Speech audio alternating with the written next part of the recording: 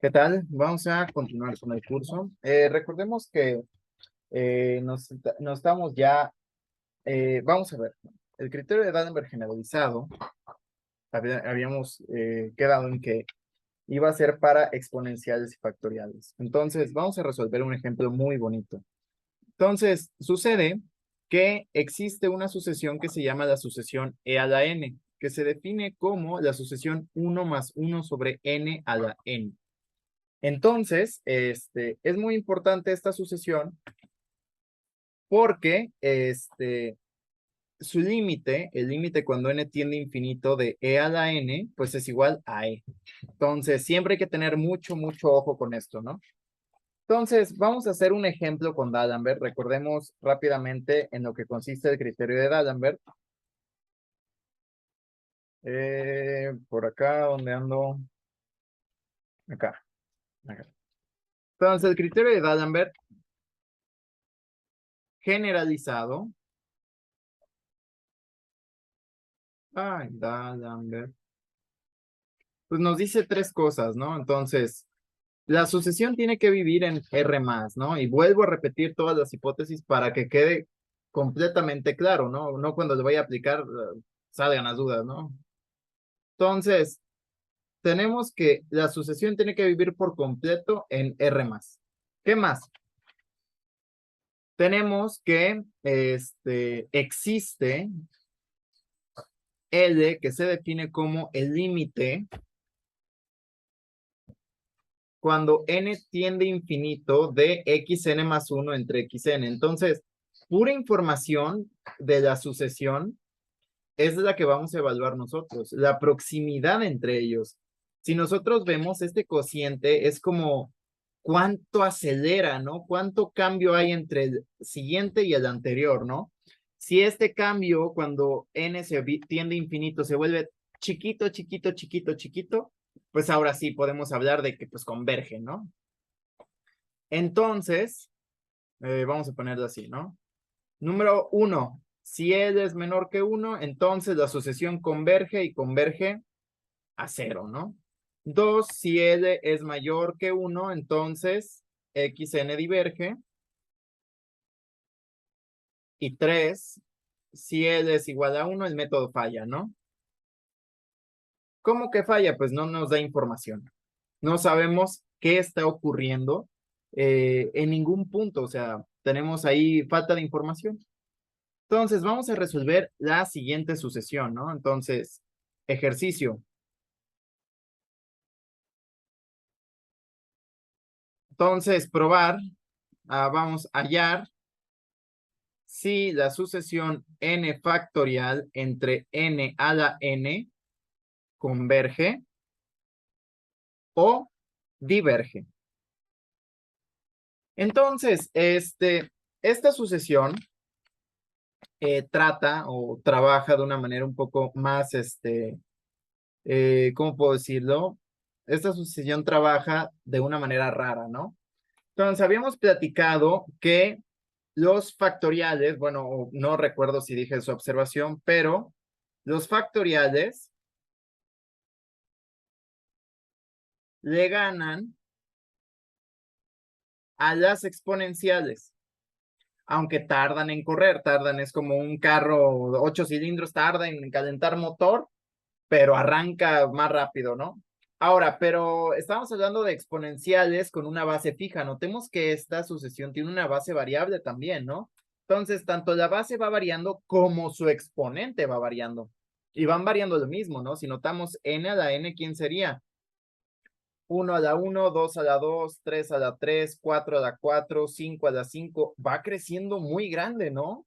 O sea, de 1 pasa a 4, de 4 pasa a 27, de 27 pasa a 4 por 4, 64, por 4, 256, por 4, ay, 800, no, 1024 me parece. Sí, bueno, esto lo puedo hacer así, ¿no? Esto es 2 a la 2 elevado a la 4, esto es 2 a la 8, esto es binario, ¿no? Entonces sale en corto, ¿no? 2 por 2, 4 por 2, 8 por 2, 16, por 2, 32, por 2, 64, este, por 2, 128 por 2, no, ¿en qué me estoy equivocando? 4 por 4, me estoy equivocando en algo aquí, ¿o no? 4 por 4 por 4 por 4, sí, 256. No sé por qué me paniqué. Ah, ya sé, ya entendí por qué, estoy bien menso. Porque 4 por 4 es 16 por 4, 32, y eso es 64, perdón, y eso es al cubo, y ahora sí 256, ¿no? 5 a la 5, de verdad, esa no me la sé, no es binario. Este, ¿Cuánto es? 5 por 5 por 5 por 5 por 5. Ya es 3125. Entonces, ay Dios, ¿no? Va rapidísimo, va creciendo rapidísimo. Entonces, ¿cuál ganará? ¿Y cómo sabemos si converge o diverge?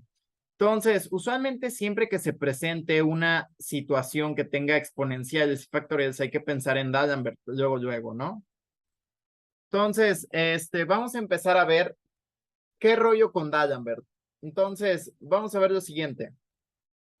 Pues vamos a estudiar, recordemos, tenemos que estudiar quién es el límite cuando n tiende a infinito de xn más 1 entre xn. Ahora, se ve muy novato que siempre estemos cargando con la notación, siempre se cargue con la notación del límite, ¿no? En este caso, ¿quién sería? Límite cuando n tiende a infinito y ponemos el término n más 1 entre el término enésimo y vamos cargando la notación del límite, mientras que ni siquiera sabemos si existe realmente, ¿no? Para poder aprovechar D'Alembert, reitero, tenemos que cerciorarnos que existe es decir, que este límite, este cociente xn más 1 entre xn va a ser de alguna manera con las herramientas pasadas que tenemos garantizable de que efectivamente converge o existe, ¿no? Entonces, para ello, pues simple y sencillamente hay que estudiar el cociente, ¿no? Entonces, ¿quién sería xn más 1 entre xn, ¿no? ¿Quién sería el término n más 1 de esta sucesión? N más 1 factorial entre n más 1 a la n más 1. Ya se ve terrorífico, ¿no? Pero pues es una vez en la vida, nada más espanta. Entre n factorial entre n a la n. Aquí pongo propiedades de los factoriales que voy a utilizar para que, no, por si no nos acordamos, ¿no? Es así, m por m menos 1 por, así está 3 por 2 por 1. También podemos poner a m factorial como m por m menos 1 factorial, ¿no? Podemos ir sacando. Entonces, bueno, aquí esto es como un pensamiento, ¿no? Así. Entonces, ¿qué hacemos? Bueno, de aquí, bueno, vamos a aplicar un sándwich. ¿Y qué quedaría esto? Esto sería n a la n por n más 1 factorial por n factorial por n más 1 a la n más 1. ¿Estamos de acuerdo? Entonces, esta cosa, podemos factorizar esto como n a la n por n más 1 por n factorial entre n factorial por n más 1 a la n más 1. ¿Estamos de acuerdo? Se cancela este con este y se cancela este n más 1 con este exponente, ¿no? Y que hallamos que esto es n entre n más 1 a la n y este también está a la n, ¿no? Podemos factorizar el exponente y esto ¿quién es? N entre n más 1 a la n. ¿Y esto quién es? Pues si nosotros hacemos una chaineada n entre n más 1, pues vamos a chainear 1 entre n por 1 entre n, ¿no? Y esto es 1 entre 1 más 1 entre n a la n. Ah, caray, esto, o dicho de otra manera, esto es 1 entre 1 más 1 entre n a la n. ¿Sí o no? A ver, y esta cosa, ¿qué forma tiene? Reconozcamos esto. Hay que reconocer esto. ¿No se parece a esta? Ah, jaleo, ¿no? Entonces, la sucesión de Euler viene de aquí. Esto es de la tasa de interés compuesto, ¿no? Entonces, es muy importante esto. Este, es muy importante esto, ¿por qué? Pues porque nos ayuda a reconocer esta parte importante, ¿no? Que viene en nuestros ejercicios, en la exponencial. Entonces, un buen matemático siempre debe conocer las formas de E, ¿no? E lo podemos definir como una sucesión, como el límite de una sucesión, o también lo podemos poner como una una expansión de funciones mediante el teorema de Taylor, pero eso lo vamos a ver más adelante, ¿no? Entonces,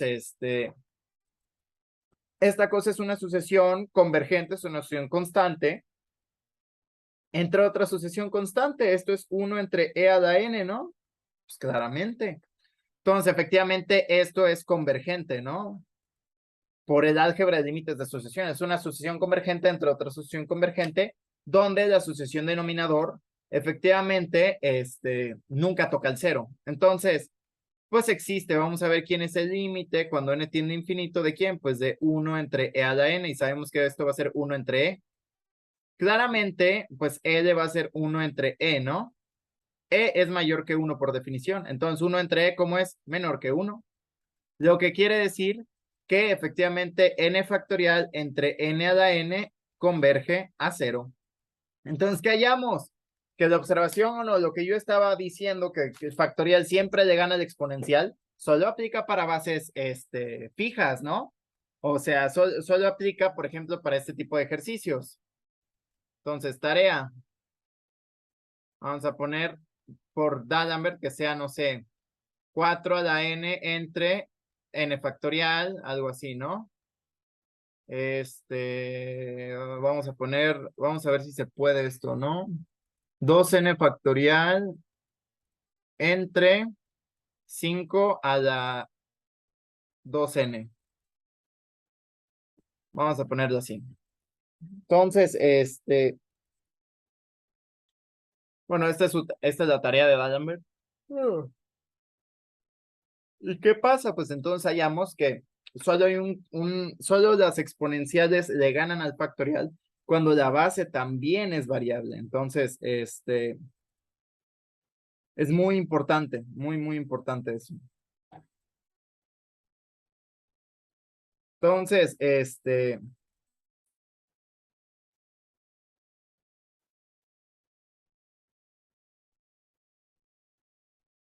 bueno, ¿qué sigue? Entonces, D'Alembert siempre va a ser nuestra herramienta. Hay que hacer un conteo, ¿no? Ya tenemos 4 herramientas que nos pueden ayudar. Creo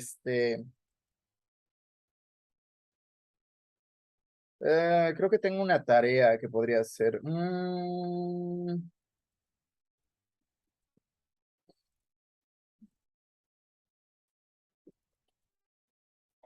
A ver qué tarea podría hacer. A ver, vamos a ver. Ok, tarea. Voy a dejar dos teoremas de tarea. Entonces, tarea.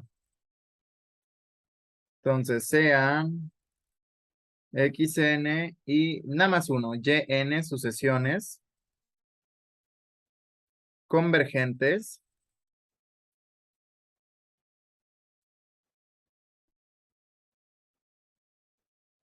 eh, tal que. No, no, son sucesiones en R. Son sucesiones en R. Tal que xn y xn más yn son convergentes. Convergentes. Entonces, probar que yn es convergente. Es un teorema importante de tarea. Entonces, vamos a empezar con nuestra quinta herramienta que se llama monotonía de acotamiento.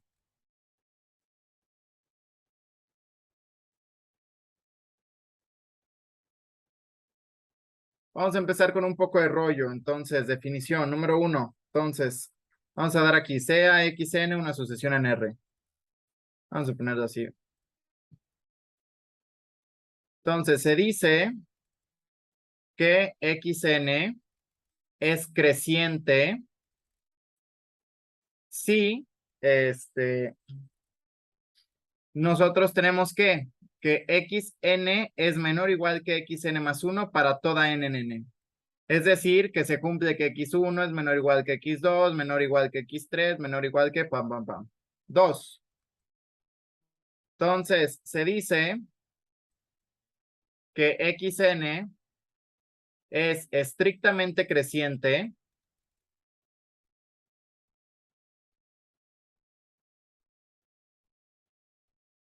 si xn es menor estricto que xn más 1 para toda n en n. Es decir, ahora lo mismo, pero con un estricto, ¿no? 3. Entonces, se dice que xn es decreciente si xn más 1 es menor o igual que xn para toda n en n. Es decir, x1 es mayor o igual que x2, mayor o igual que x3, es decir, se va volviendo más pequeñita. 4. Se dice que xn es estrictamente decreciente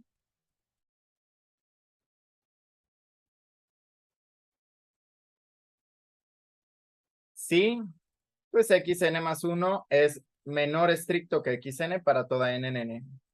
Notemos que los estrictos son casos particulares de los no estrictos, ¿estamos de acuerdo? Porque si de antemano sabemos que hay una desigualdad estricta, la podemos pasar a una no estricta y pues se acabó, ¿no? Al final, una estricta, pues es una no estricta. Entonces, todas las estrictamente crecientes son crecientes y todas las estrictamente decrecientes son decrecientes. Entonces, va un concepto importante.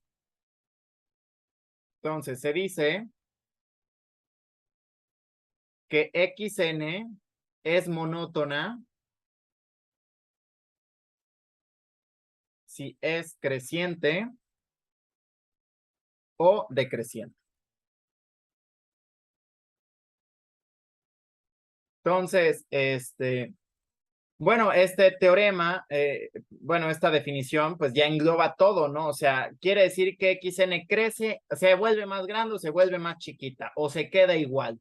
Es decir, no tiene un comportamiento errático xn. Eso es la monotonía. También existe el concepto de estrictamente monótona, ¿no? ¿Qué nos dice este concepto? Una sucesión es estrictamente monótona, sí. ¿Qué pasa? Bueno, es estrictamente monótona, sí, es estrictamente creciente o estrictamente decreciente, pero ya sabemos que, pues entonces, si es estrictamente creciente o estrictamente decreciente, pues es creciente o decreciente y todo se engloba en el concepto de monotonía. Entonces, para nosotros generar esta nueva herramienta, vamos a recordar este teorema, ¿no? Entonces, toda sucesión convergente está acotada, ¿no? Dicho de otra manera, si Yn es una sucesión en R tal que Yn converge a algún Y, entonces Yn está acotada, ¿no? Traduciendo ya en una forma más operacional. Ahora, este es un teorema que espero y si se siguen las prácticas del buen matemático, se haya reconocido que tiene una forma de ¿qué? P implica Q, ¿no? Entonces, si tenemos una forma de P implica Q, ¿cuál es una de las buenas prácticas del matemático? Pues nos está susurrando que el recíproco es falso. ¿Qué es el recíproco? Si Y está acotada, entonces es convergente. ¿Cuál es el contraejemplo? Es falso, claramente, porque si no sería un sí solo si este teorema. ¿Cuál es el contraejemplo? Tarea. Esa es una buena práctica. Ir practicando de una vez los contraejemplos. Pero, ¿qué pasa? Los matemáticos no tiran así los recíprocos y resultados que se dieron cuenta que son falsos, no los tiran totalmente a la basura. O sea, no lo desechan así, decir, ¿sabes qué? Pues ya que se vaya a chiflar camotes, no, no, para nada. Lo dejan como en una lista de espera a ver si se puede rescatar. De hecho, así va a funcionar nuestra herramienta. ¿Qué nos dice? Vamos a ver el teorema que se llama el teorema de la sucesión monótona.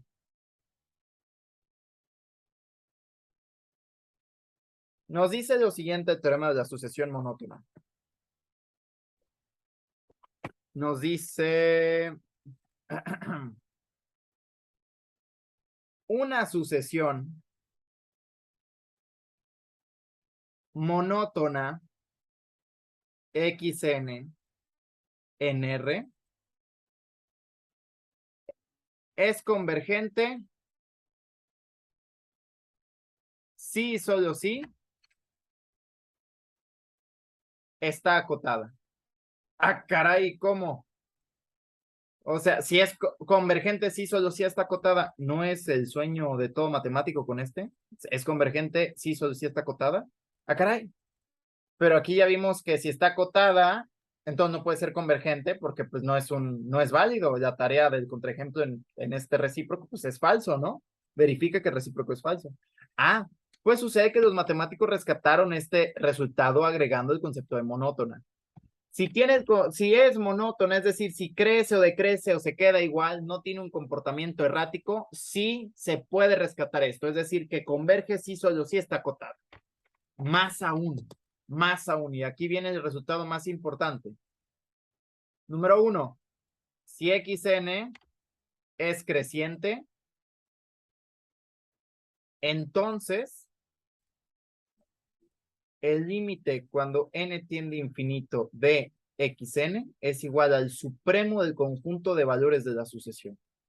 Y 2, si xn es decreciente, porque pues es monótona, ¿no? Entonces ya la podemos catalogar en si es creciente o decreciente. Entonces, tenemos que el límite cuando n tiende a infinito de xn va a ser el ínfimo del conjunto de valores de xn. Ah, caray, ya no está relacionando límites con supremos y con ínfimos. Yo voy a hacer el bosquejo para el supremo, para una sucesión creciente, decreciente queda de tarea. Ahora, es un sí solo sí. Entonces, de tarea, bueno, es un sí solo sí. ¿Cuál de las dos implicaciones es trivial? No, entonces, ¿qué acabo de poner atrás? Si es convergente, está acotada, sin importar el comportamiento, si es monótona o no. Ah, ¿qué encontramos aquí? Es convergente, está acotada. Ah, pues la ida es trivial. Entonces, solo me voy a enfocar en el regreso, ¿no? Entonces, ¿qué sé? Yo sé que xn es una sucesión en R monótona acotada. Entonces, ¿qué es lo que quiero yo? Que xn converja y converja al supremo del conjunto de valores de la sucesión, es decir, digamos a un x, ¿no? Entonces, pues, ¿cómo voy a hacer esto? Pues voy a hacer mi bosquejo, ¿no? ¿Cuál es la idea a seguir, no? Me está relacionando supremos. Notemos que quién es primeramente el conjunto de valores de la sucesión, ¿no? El conjunto de valores de la sucesión, pues va a ser todos los valores que genera la sucesión metidos en un conjunto, no ordenado, un conjunto como el que se trabajó en teoría de conjuntos. Entonces, nosotros sabemos que xn es monótona, ¿no? En este caso voy a suponer que es monótona creciente, ¿no? Yo voy a hacer el inciso 1. ¿Qué quiere decir que sea monótona creciente? Quiere decir que xn es menor o igual que xn más 1 para toda n en n. Perfecto. ¿Qué más sabemos? Que está acotada, ¿no? Es decir, que el valor absoluto de, bueno, vamos a ponerlo bien, que existe un m mayor que 0 tal que valor absoluto de xn es menor o igual que m para toda n en n, ¿no? Esta es la definición de acotamiento. ¿Estamos de acuerdo? Entonces, ¿qué queremos? Queremos que xn converja a x, ¿no? Donde a x aquí lo estoy definiendo como el supremo del conjunto de valores de la sucesión. Es decir, que para todo epsilon mayor que 0 existe un k de epsilon natural tal que para toda n en n con n mayor o igual que este k de epsilon, entonces, ¿qué ocurre? El valor absoluto de xn menos x sea menor que epsilon. Misma, es un límite. Primero que nada, tenemos que garantizar que este güey exista. Eso es lo primero que tenemos que garantizar, como en los teoremas de supremos y de ínfimos que se han trabajado. O sea, no tenemos todos los ingredientes. Como tomateros, tenemos que hacer garantizar primero que vamos a trabajar con cosas que existen y luego ahora sí, ¿no? Entonces, pues vamos a prestarle mucha atención a eso. ¿Cómo lo trabajamos? Bueno, vamos a ver lo siguiente. Entonces, nosotros vamos a tener que garantizar que esto ocurra, ¿no? Entonces, notemos qué implica esto. Notemos lo siguiente. ¿Qué implica que xn sea menor o igual que m para toda n en n? Ah, caray, es un valor absoluto minorado por una constante. ¿Qué le podemos hacer a los valores absolutos minorados por una constante? Romperlos, ¿no? ¿Cómo se rompería? menos m menor o igual que xn menor o igual que m para toda n. Y nada más hay que enfocarnos en esto. Esta es la definición de qué. Es más, voy a borrar esto. Esta es la definición de que xn es menor o igual que m para toda n. Si encerramos, ¿quién sería el conjunto de valores de la sucesión xn? Pues serían todos los xn tal que n está en n, ¿no? Entonces esta cosa le podemos reformular así. Todos los xn es menor o igual que m para todo xn en el conjunto de valores xn, ¿no? ¿Sí o no? ¿Esto qué implica? Entonces, esto implica que el conjunto de valores está acotado como superiormente, ¿no? Y claramente, pues es distinto de vacío, ¿no? Entonces, ¿qué podemos citar? Por el axioma del supremo, ¿quién existe? Existe un número real x que ya apareció, tal que, pues este x es igual al supremo del conjunto de valores de la sucesión. ¿Sí? Entonces, tenemos que valernos de las técnicas del supremo para poder probar este límite. Voy a borrar esto. Entonces,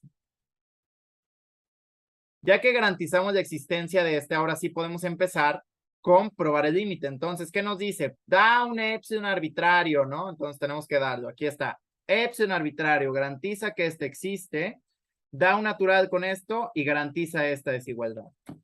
Entonces, claramente, ya tenemos que X existe, ¿no? Es el supremo del conjunto de valores de la sucesión. Entonces, sea epsilon mayor que 0.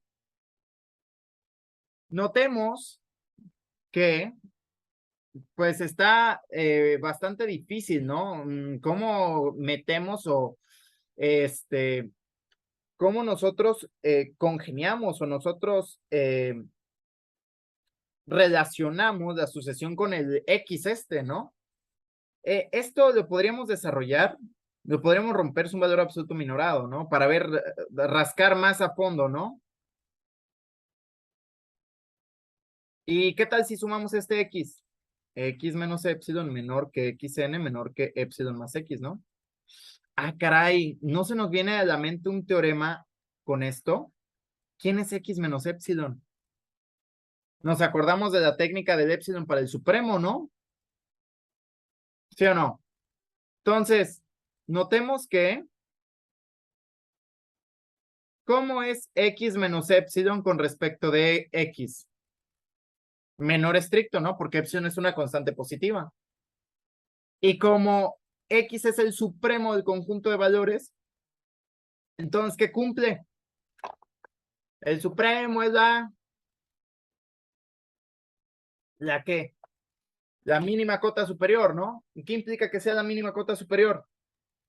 Que cualquier otra cota superior, perdón, que cualquier otro número más pequeño que él, ¿cómo es? No llega a ser cota superior, ¿no? Entonces, esto implica que x menos epsilon no es cota superior. ¿De quién? Del conjunto de valores de la sucesión. Entonces, ¿esto qué implica? Pues que existe ¿quién?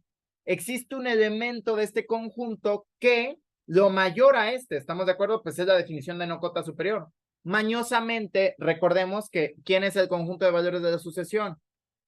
Son todos los xn tal que n está en n, ¿no? Recordemos que tiene que ser un s sub epsilon o s algo, ¿no? Que denote. Mañosamente le vamos a poner así, existe k de epsilon natural tal que xk de epsilon es mayor, perdón, es, sí, mayor que x menos epsilon. ¿Sí o no? Es la definición de no cota superior, ¿no? Hay un elemento en el conjunto que es más grande que nuestra propuesta de cota, que no lo es. Ahora, como tiene que tener un elemento natural especial para denotar este elemento que mayor a nuestra no cota superior, pues le ponemos k de epsilon bien mañosos, ¿no? Y ahora, claramente, esto es menor o igual que xn para toda n mayor o igual que k de epsilon. ¿Por qué? Por la crecencia, ¿no?